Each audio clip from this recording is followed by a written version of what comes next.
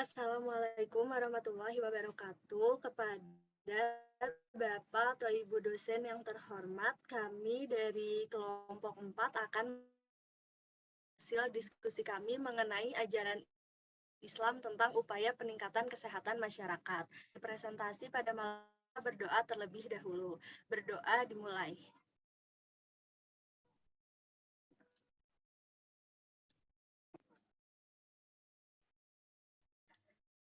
Berdoa dicukupkan. Boleh next.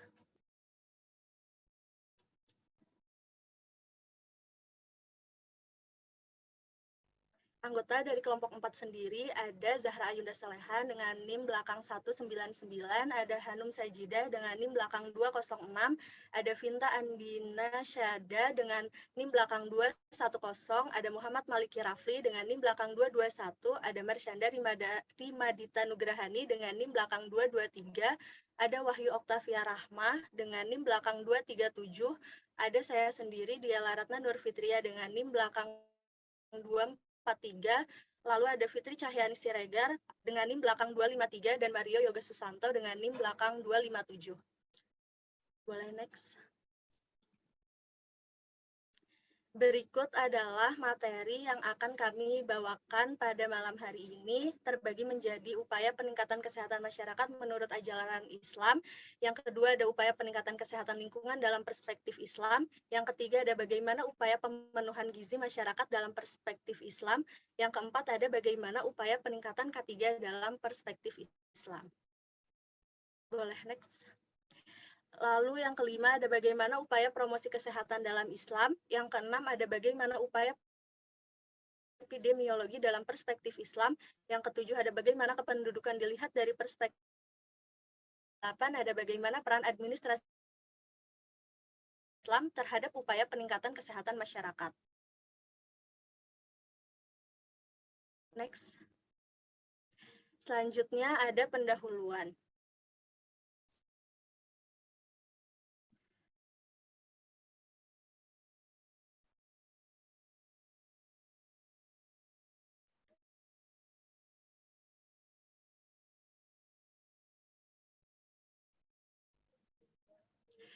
Ya, latar belakang. Islam adalah agama yang diturunkan Allah Subhanahu wa Ta'ala untuk kepentingan keselamatan, kebahagiaan, serta kesejahteraan umat manusia, baik di dunia maupun di akhirat.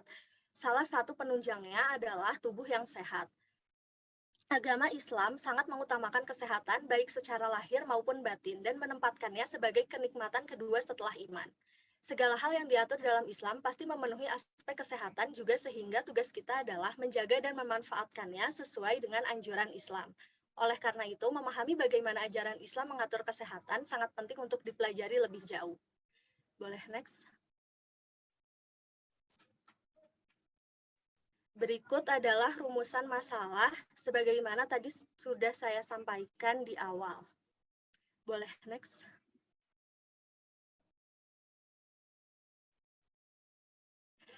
Lalu ada tujuan dan manfaat. Salah satu dari tujuan dan manfaat dari pembuatan PPT ini ada memperluas wawasan mengenai perspektif Islam terhadap kesehatan masyarakat. Boleh next.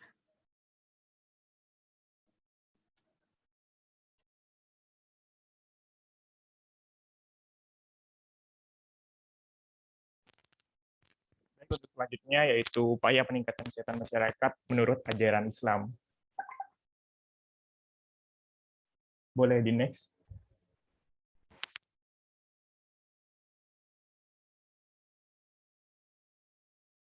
Agama Islam sangat memperhatikan permasalahan dalam kesehatan. Pembahasan pentingnya nilai kesehatan banyak dibahas di dalam Al-Quran dan hadis Nabi.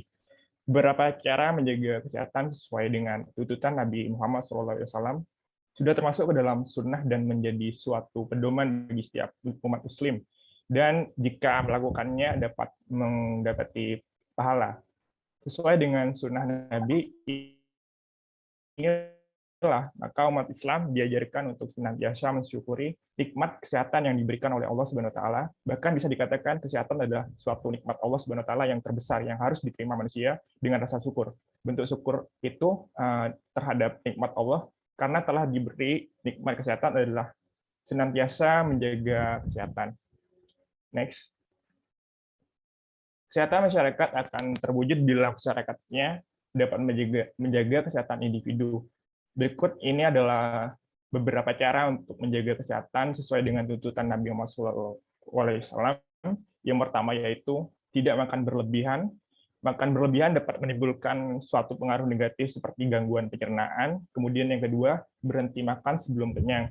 Dilihat dari sisi medis, berhenti makan sebelum kenyang dapat menghindari gangguan pencernaan. Kemudian yang ketiga, menghindari makanan haram. Sebagaimana kita tahu bahwa makanan haram dapat menimbulkan suatu kerugian bagi tubuh kita ya. Kemudian yang keempat, tidur lebih cepat dan bangun lebih awal. Yang kelima, rutin berolahraga, kemudian rajin berpuasa. Yang ketujuh, membersihkan gigi. Yang kedelapan, tidur miring ke kanan. Dan yang terakhir, yang ke-9, yaitu menjaga kebersihan. Sebagaimana dianjurkan Rasulullah untuk selalu menjaga kebersihan diri dan kerapihannya. Boleh dilanjut? Baik, selanjutnya ada upaya peningkatan kesehatan lingkungan dalam perspektif Islam. Next. Dari ayat-ayat tersebut dapat diambil dua hal pokok yang menjadi dasar pandangan Islam dalam isu pencemaran lingkungan. Nah, yang pertama itu Islam menyadari bahwa telah dan akan terjadi kerusakan lingkungan baik di daratan dan lautan yang berakibat pada turunnya kualitas lingkungan tersebut dalam mendukung hajat hidup manusia. Nah, yang kedua, Islam memandang manusia sebagai penyebab utama kerusakan dan sekaligus pencegah terjadinya kerusakan tersebut. Nah, oleh karena itu, adanya penyelamatan dan konservasi lingkungan alam yang menyatu tak terpisahkan dengan konsep keesaan Tuhan, tauhid, syariah, dan akhlak. Nah, Islam sendiri itu mempunyai konsep yang sangat jelas tentang pentingnya konservasi, penyelamatan, dan pelestarian lingkungan. Konsep Islam tentang lingkungan ini tuh ternyata sebagian telah diadopsi dan dituangkan dalam bentuk beberapa kesepakatan dan konvensi dunia yang berkaitan dengan lingkungan. Nah, sebagai wakil atau khalifah Allah di muka bumi, manusia itu harus aktif dan bertanggung jawab untuk menjaga bumi. Artinya menjaga keberlangsungan fungsi bumi sebagai tempat kehidupan makhluk Allah, termasuk manusia, sekaligus menjaga keberlanjutan kehidupannya. Nah, selain melarang membuat kerusakan di muka bumi, Islam juga mempunyai kewajiban untuk menjaga lingkungan yang bersih karena kebersihan merupakan bagian hidup masyarakat Islam. Nah, Islam mengajarkan prinsip-prinsip kesehatan, kebersihan, dan kesucian lahir dan batin. Next. Nah, kesehatan lingkungan itu merupakan salah satu disiplin ilmu kesehatan masyarakat. Nah, ilmu kesehatan lingkungan adalah ilmu yang mempelajari hubungan timbal balik antara faktor kesehatan dan faktor lingkungan. Nah, dalam Undang-Undang Nomor 4 Tahun 1982 tentang ketentuan-ketentuan pokok pengelolaan lingkungan hidup dijelaskan bahwa kesehatan lingkungan adalah suatu kondisi lingkungan yang mampu menopang keseimbangan ekologis yang dinamis antara manusia dan lingkungan untuk mendukung tercapainya kualitas hidup manusia yang sehat, sejahtera, dan bahagia. Nah, agama Islam sendiri itu mengajarkan tentang lingkungan dan keberlanjutan kehidupan di dunia. Banyak ayat Al-Quran dan Al-Hadis yang menjelaskan tentang kewajiban setiap manusia untuk menjaga kelangsungan kehidupannya dan kehidupan makhluk lain di bumi. Nah, yang tertuang dalam surat Ar-Rum ayat 41, yakni telah nampak kerusakan di darat dan di laut disebabkan karena perbuatan tangan manusia. Nah, Allah menghendaki agar mereka merasakan sebagian dari akibat perbuatan mereka, agar mereka kembali ke jalan yang benar. Nah, itu juga tertuang dalam surat Al-Baqarah ayat 205 yang berbunyi, dan apabila dia berpaling dari engkau, dia berusaha untuk berbuat kerusakan di bumi serta merusak tanaman dan ternak, sedang Allah tidak menyukai kerusakan. Untuk penjelasannya mungkin yang tadi dari ayat yang saya jelaskan saat ini. Baik, next. Baik, selanjutnya adalah upaya pemenuhan gizi masyarakat dalam perspektif Islam. Bisa di next. Al-Quran telah memberikan bimbingan dan petunjuk tentang pemenuhan kebutuhan manusia, baik itu fisik maupun non-fisik. Konteks dari pemenuhan gizi masyarakat ini erat kaitannya dengan makanan, di mana Al-Quran telah menitik beratkan persoalan kualitas makanan, sehingga sebuah makanan haruslah memenuhi dua kriteria, yaitu halalan dan thayyiban, di mana konteks halalan ini telah tertuang dalam Quran Surat Al-Baqarah ayat 168 dan Quran Surat An-Nahl ayat 116. Begitu pula dengan konteks dari keharaman. Mengapa Allah mengharamkan suatu makanan telah tertuang pada Quran Surat Al-Ma'idah ayat 3, Quran Surat Al-An'am ayat 21 dan 145. Telah dijelaskan di sana klasifikasi dari haram dalam perspektif Islam. Salah satu alasan melarangnya adalah karena adanya fis, yaitu secara etimologi memang berarti keluar atau melampaui batas, sehingga Allah telah mengisyaratkan bahwa makanan itu sudah melampaui batas kematangan atau terkelupas kulitnya. Di sini ditemukan isyarat yang berkaitan dengan makanan, yaitu buah-buahan atau daging yang dalam keadaan terlalu masak, sehingga daging dan buah itu mengandung zat-zat yang dilarang oleh agama, seperti contoh anggur yang telah terlalu masak akan mengakibatkan timbulnya alkohol di sana, sehingga Allah tidak menganjurkan untuk mengonsumsinya. Bisa dilanjutkan. Next. Selain mengatur pemenuhan gizi masyarakat melalui aspek haram dan halal, dalam Al-Quran telah mengatur porsi dan memberikan batasan, seperti yang tertuang dalam Quran Surat At-Toha ayat 81 dan Quran Surat Al-A'raf ayat 31. Jadi memang makanan yang diciptakan oleh Allah di muka bumi ini sangat bervariasi.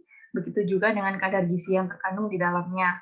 Banyak makanan yang sederhana bentuknya, namun memiliki mutu dan gizi yang tinggi. Saat kita akan memilih makanan, diupayakan pemenuhan gizinya tercukupi, sehingga kita tidak hanya terkecoh dalam bentuk atau kemasannya yang bagus, namun tidak memiliki kandungan gizi, apalagi sampai tidak memenuhi kriteria haram dan halal. Seperti contoh mengkonsumsi permen jeli, di mana permen jeli ini kaya akan kolagen dan serat yang bagus untuk tubuh, namun di dalamnya terkandung seperti gelatin babi yang diharamkan oleh Allah. Jadi, ketika kita memilih makanan, jangan hanya dilihat dari sisi baiknya terhadap kesehatan, namun juga kita harus tinjau dari bagaimana cara memperoleh dan kandungannya. Bisa di next. Selanjutnya yaitu bagaimana upaya peningkatan ketiga dalam perspektif Islam. Boleh next. Islam sangat menganjurkan umatnya untuk bekerja semata-mata karena Allah Subhanahu wa taala. Dalam Islam bekerja merupakan kewajiban bagi laki-laki yang mampu bekerja. Hal ini berdasarkan pada firman Allah dalam Al-Qur'an surat Al-Baqarah ayat 233. Wa 'alal mauludi lahu rizquhunna wa kiswatuhunna bil ma'ruf, yang artinya dan kewajiban ayah menanggung nafkah dan pakaian mereka dengan cara yang patut. Dalam ketenaga kerjaan Islam, hubungan antara pekerja dan pengusaha melahirkan konsep upah-mengupah. Relasi yang dibangun antara pekerja dan pengusaha tidak boleh bersifat eksploitatif dan harus humanis, karena Islam sangat memperhatikan kondisi kesehatan. Dalam konteks ketiga, sekarang disebut sebagai free from incident, di mana insiden sendiri mengandung pengertian unintended atau unwanted event. Pengertian ini sudah sesuai dengan makna Islam, yaitu kedamaian atau keselamatan, baik terbebas dari aib dunia maupun aib akhirat. Bisa di next. Semua aib dunia, termasuk kecelakaan kerja, adalah domain yang diatur dalam Islam. Umat muslim diwajibkan menjaga diri, properti, dan lingkungannya dari cedera, kerusakan, dan kebinasaan. Hal ini sesuai dengan firman Allah dalam Al-Quran Surat Al-Baqarah ayat 195 yang berbunyi, وَأَنْفِقُوا فِي سَبِيلِ اللَّهِ وَلَا تُلْقُوا بِأَيْدِيكُمْ إِلَى التَّهْلُكَةِ وَأَحْسِنُوا إِنَّ اللَّهَ يُحِبُّ الْمُحْسِنِينَ, yang artinya, dan berinvestasilah atau infakkanlah hartamu di jalan Allah, jangan pertemukan dirimu dan semua yang dibawa kuasa dan kewenanganmu pada kebinasaan. Yang dimaksud di sini yaitu cedera, penyakit, dan kematian. Dan berbuat baiklah atau hasan karena Allah mencintai orang-orang yang berlaku baik. Maksud dari ayat ini dalam konteks ketiga adalah Berinvestasi di jalan Allah, mencegah kecelakaan dan berbuat kebaikan, termasuk di dalamnya melakukan tindakan selamat. Mengikuti aturan dan perbuatan baik lainnya sudah menjadi hal yang harus dilakukan setiap muslim. Sebagai hamba yang diberikan privilege dan luxury untuk senantiasa mempunyai akses kepada Allah, umat Islam bahkan diajarkan untuk selalu berkonsultasi kepada Allah agar diberikan kebaikan atau hasanah selama di dunia dan juga di akhirat. Boleh next. Jadi sudah ada bagaimana upaya promosi kesehatan dalam Islam. Islam sejak awal telah mengajarkan pada umatnya bahwa berperilaku hidup bersih dan sehat merupakan hal yang sangat penting. Oleh sebab itu diperlukan suatu upaya promosi kesehatan dalam rangka peningkatan derajat kesehatan masyarakat, khususnya masyarakat muslim. Salah satu metode promosi kesehatan dalam Islam adalah penyampaian ajakan hidup sehat melalui dakwah yang dilakukan oleh para mubalik.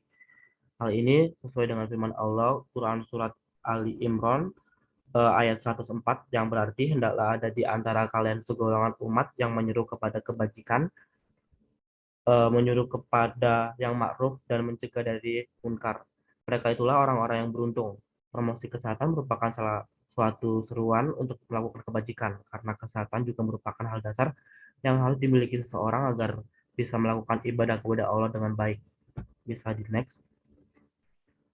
Berikut ada tuntunan kesehatan yang terdapat dalam Quran dan hadis dalam upaya menjaga dan meningkatkan kesehatan masyarakat yang dianjurkan oleh Islam. Pertama ada personal hygiene and sanitation. Salah satu contohnya adalah mengenai menjaga kebersihan mulut dan gigi. Nabi mengajarkan dalam hadisnya di antara lain, siwak adalah membersihkan mulut dan mendapatkan keridhaan Tuhan. Jika tidak memberatkan bagi umatku, tentu aku akan memerintahkan mereka bersiwak setiap hendak sholat. Selanjutnya epidemiologi. Sabda Nabi terkait epidemiologi antara lain, janganlah orang yang terkena suatu penyakit menularkan kepada orang sehat. Apabila kamu mendengar terjadinya suatu wabah atau penyakit pada suatu daerah, maka janganlah kamu memasukinya. Dan apabila di suatu daerah terjangkit itu, sedangkan kamu berada di dalamnya, maka janganlah lari meninggalkannya. Barang siapa berwudu dan membaguskan wudunya, kemudian menjenguk saudaranya yang sakit, ia akan dijauhkan dari neraka. Bisa di next. Selanjutnya, nutrition. Ada 4 ayat yang menjelaskan bahwa makanan dalam Islam harus bersifat halal dan thayyib, ya. Yaitu dalam Quran surat Al-Baqarah ayat 168, Al-Maidah ayat 88, Al-Anfal ayat 89, dan An-Nahl ayat 114. Selanjutnya ada menu makanan yang berfaedah dalam kesehatan jasmani seperti tumbuh-tumbuhan, daging binatang darat, daging binatang laut, dan segala sesuatu yang dihasilkan dari daging, madu, kurma, susu, dan semua yang bergizi. Seperti tersebut dalam Quran surat An-Nahl ayat 66 dan 69, surat Al-Waqi'ah ayat 68, dan Quran surat Al-Maidah di ayat keempat. Dan selanjutnya ada pola makan. Islam melarang berlebihan dalam hal makan seperti yang tertuang dalam Quran surat Al-A'raf ayat 31. Makan bukan karena lapar hingga kenyangan. Diet ketika sakit, memerintahkan puasa agar usus dan perut besarnya dapat beristirahat dan tidak berbuka berlebihan atau melampaui batas.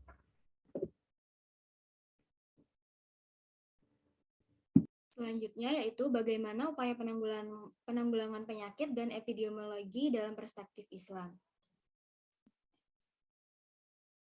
Secara umum, epidemiologi itu salah satu bagian dari ilmu kesehatan masyarakat yang menekankan perhatiannya kepada masalah keberadaan penyakit dan masalah-masalah kesehatan. Islam memerintahkan kepada umatnya agar menjalankan perilaku hidup bersih. Ada 3 hal yang harus diperhatikan, yaitu menjaga kesehatan agar tetap sehat, menghindari penyebab penyakit, kuman, virus, dan lain-lain, serta memberi keleluasaan pada bagian yang terkena penyakit agar bisa membaik tanpa terganggu oleh penyakit lainnya. Mukti tahun 2007. Kesehatan merupakan hak bagi setiap manusia, yaitu sesuatu yang sesuai dengan fitrah manusia. Maka dari itu, Islam menegaskan perlu adanya istiqomah untuk memantapkan dirinya dengan menegakkan agama Islam dengan cara melaksanakan perintahnya dan meninggalkan larangannya.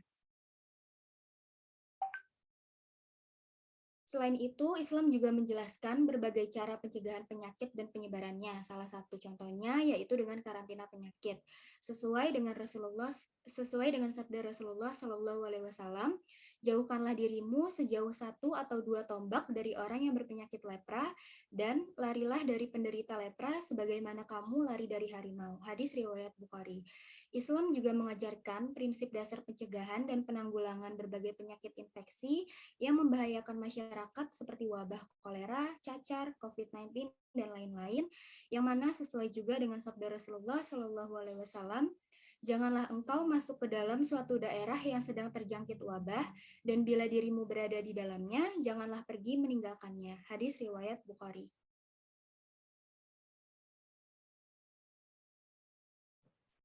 Yang ketujuh adalah bagaimana kependudukan dilihat dari perspektif Islam. Dalam perspektif kependudukan, manusia dalam posisinya sebagai khalifah yang mampu mengatur bumi agar menjadi tempat uang tetap layak huni bagi seluruh isinya. Manusia juga dituntut untuk menatanya, menjaga keseimbangan antara manusia dengan alam yang tersedia. Intinya, manusia tuh harus menjaga agar tidak terjadi apa yang oleh ahli demografi dan ahli lingkungan sebutkan dengan istilah ecological suicide, bunuh diri ekologi. Nah, jumlah penduduk yang tidak terkendali akan mengakibatkan buruknya kualitas lingkungan hidup itu sendiri. Masalah kesehatan yang berhubungan dengan kependudukan, khususnya dalam hal kesehatan reproduksi. Nah, kesehatan reproduksi ini menurut WHO adalah suatu keadaan fisik, mental, sosial yang utuh, bukan hanya bebas dari penyakit atau kecacatan dalam segala aspek yang berhubungan dengan sistem reproduksi, fungsi, serta prosesnya. Al-Quran menyatakan tolak ukur kesolehan itu termasuk menjaga kehormatan atau menjaga alat reproduksi. Hal ini sama-sama ditekankan kepada lelaki maupun perempuan. Firman Allah pada Quran Surat Al-Ahzab ayat 35, yang artinya, sungguh laki-laki dan perempuan muslim, laki-laki dan perempuan mukmin, laki-laki dan perempuan yang tetap dalam ketaatannya, laki-laki dan perempuan yang benar, laki-laki dan perempuan yang sabar, laki-laki dan perempuan yang khusyuk, laki-laki dan perempuan yang bersedekah, laki-laki dan perempuan yang berpuasa, laki-laki dan perempuan yang memelihara kehormatannya, laki-laki dan perempuan yang banyak menyebut nama Allah, Allah telah menyediakan untuk mereka ampunan dan pahala yang besar. Kemampuan bereproduksi adalah karunia Allah SWT kepada manusia agar dapat meneruskan fungsi kekhalifahannya di muka bumi.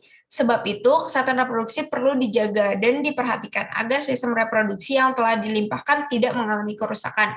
Terdapat 7 cara yang diajarkan oleh Islam untuk menjaga kesehatan reproduksi kita. Yang pertama, untuk menjaga kebersihannya. Kemudian, larangan berkhalwat atau berduaan bagi laki-laki dan perempuan di tempat sepi. Yang ketiga adalah menikah. Yang keempat, dalam Islam menyusui adalah hak ibu. Yang kelima, melakukan hubungan seksual dengan persetujuan pasangan. Yang keenam, larangan berganti-ganti pasangan. Dan yang ketujuh, menggunakan alat kontrasepsi atau KB. Kemudian, bagaimana peran administrasi? Bagaimana peran administrasi dan kebijakan kesehatan berwawasan Islam terhadap upaya peningkatan kesehatan masyarakat? Manusia sebagai makhluk yang ditugaskan oleh Allah Subhanahu wa Ta'ala sebagai khalifah di bumi pastinya membuat suatu keputusan yang berpengaruh baik pada dirinya maupun sekitarnya. Nah, di mana saat keputusan itu berpengaruh pada banyak pihak yang berada di bawahnya, maka ia menjadi sebuah kebijakan. Terdapat pada Quran Surat Al-Baqarah ayat 30 yang artinya, dan ingatlah ketika Tuhanmu berfirman kepada para malaikat, aku hendak menjadikan khalifah di bumi. Mereka berkata, apakah engkau hendak menjadikan orang yang merusak dan menumpahkan darah di sana, sedangkan kami bertasbih memujimu dan menyucikan namamu? Dia berfirman, sungguh aku mengetahui apa yang tidak kamu ketahui. Next, bisa dilanjut oleh Marsha. Baik, untuk manajemen dan kebijakan yang baik telah dijelaskan dalam Al-Quran. Contohnya pada kewajiban seorang pemimpin di mana seseorang yang tepat di tempat yang tepat dapat membuat manajemen dari suatu organisasi jauh lebih baik. Sebagaimana dijelaskan pada surat As-Sad ayat 26 yang artinya Allah berfirman, "Wahai Daud, sesungguhnya engkau kami jadikan khalifah atau penguasa di bumi, maka berilah keputusan atau perkara di antara manusia dengan adil dan janganlah engkau mengikuti hawa nafsu karena akan menyesatkan engkau dari jalan Allah. Sungguh orang-orang yang sesat dari jalan Allah akan mendapat azab yang berat karena mereka melupakan hari perhitungan." Bisa di next.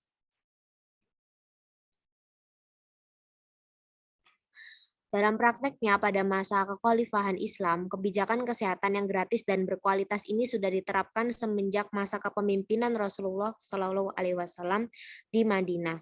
Bermula dari 8 orang, Urainah datang ke Madinah dan bergabung menjadi warga negara khilafah. Lalu mereka menderita sakit gangguan limpa. Nabi Shallallahu Alaihi Wasallam kemudian memerintahkan mereka dirawat di tempat perawatan, yaitu kawasan penggembalaan ternak milik Baitul Mal di Zijidr arah Kuba, yang tidak jauh dari unta-unta Baitul Mal atau kas negara yang digembalakan di sana. Nah, mereka meminum susunya dan berada di tempat itu hingga sehat dan pulih. Will Durant dalam The Story of Civilization menyatakan Islam telah menjamin seluruh dunia dalam menyiapkan berbagai rumah sakit yang layak sekaligus memenuhi keperluannya. Nah, contohnya di Bimaristan yang dibangun oleh Nuruddin di Damaskus pada tahun 1160 telah bertahan selama 3 abad dalam merawat orang-orang sakit tanpa bayaran dan menyediakan obat-obatan gratis.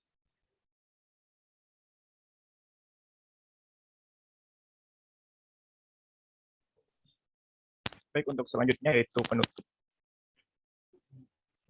Bisa di next.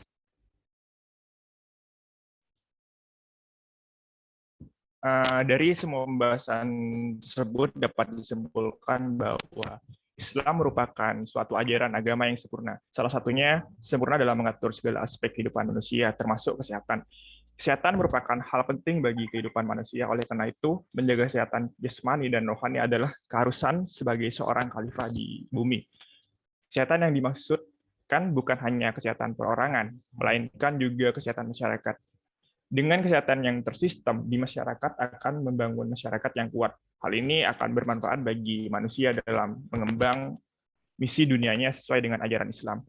Islam juga meletakkan prinsip-prinsip kesehatan masyarakat yang ketentuannya ada dalam Al-Quran dan Sunnah sebagai pokok ajaran yang sudah cukup bagi manusia untuk membangun suatu kesehatan bagi masyarakat.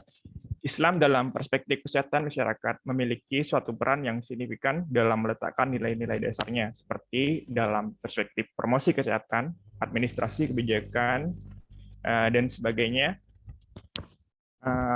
Islam berperan dalam meletakkan fondasinya. Dua-dua dengan menerapkan Islam secara kafah menyeluruh, bahkan bukan tidak mungkin tujuan kesehatan masyarakat akan tercapai. Kemudian bisa di next.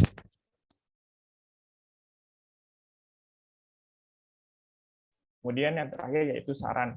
Dari presentasi ini dapat dijadikan saran yang upaya untuk mencapai tujuan kesehatan masyarakat, salah satunya dengan membangun perspektif kesehatan masyarakat dengan fondasi Islam yang benar, sehingga dapat disarankan sebagai berikut, yaitu menelaah kembali ajaran Islam secara komprehensif dan menyeluruh agar ditemukan suatu hikmah yang bermanfaat untuk kehidupan manusia, khususnya kesehatan masyarakat. Kemudian yang kedua, membumikan ajaran Islam dan hikmah di baliknya kepada masyarakat luas, bahwa Islam berperan penting dalam membangun kesehatan masyarakat.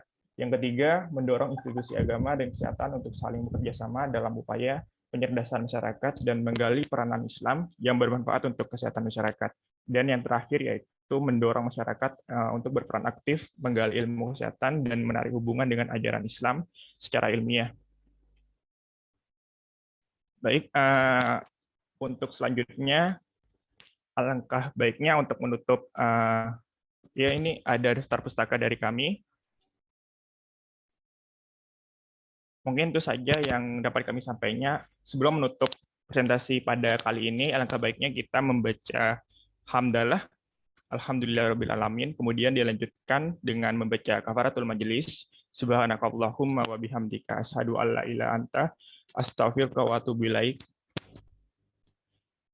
Maha suci Engkau, ya Allah, dan segala puji bagi Allah. Aku bersaksi bahwa tiada Tuhan melainkan Engkau. Aku mohon ampun dan bertaubat kepadamu.